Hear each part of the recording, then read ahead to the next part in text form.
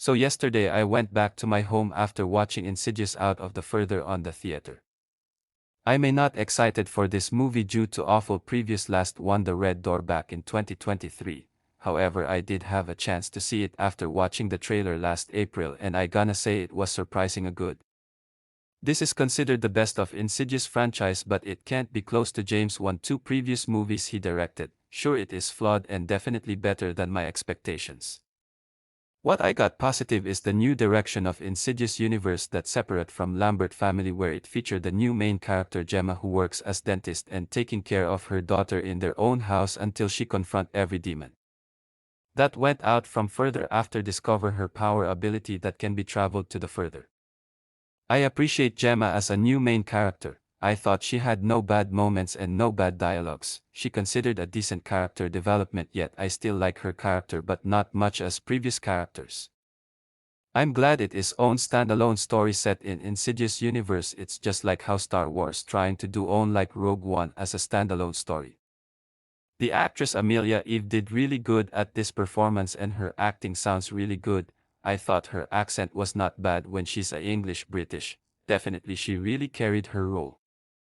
The new cast did also a great job and I thought their characters are just not bad but not much as what they are. I like when this movie had a less cast.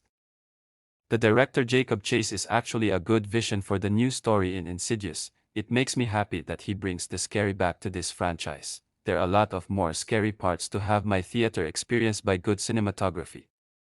Cyrus is a new villain that actually scary. His voice was so much deeper when he comes to Gemma for what he wants her. He reminds me of Freddy Krueger more like Freddy Krueger of Insidious.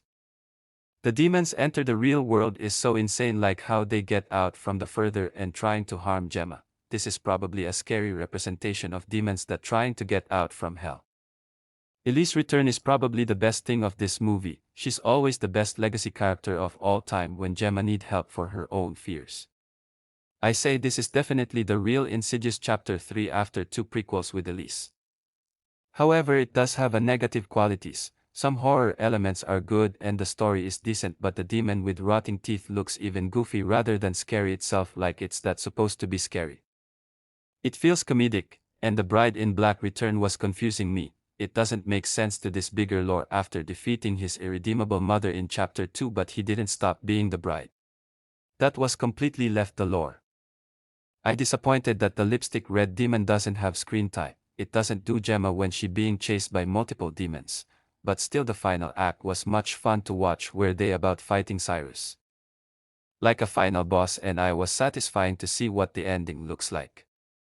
This is considered the best and flaw of Insidious series, yet I definitely enjoy my experience on the theater. So I'll rate it 7.5 out of 10.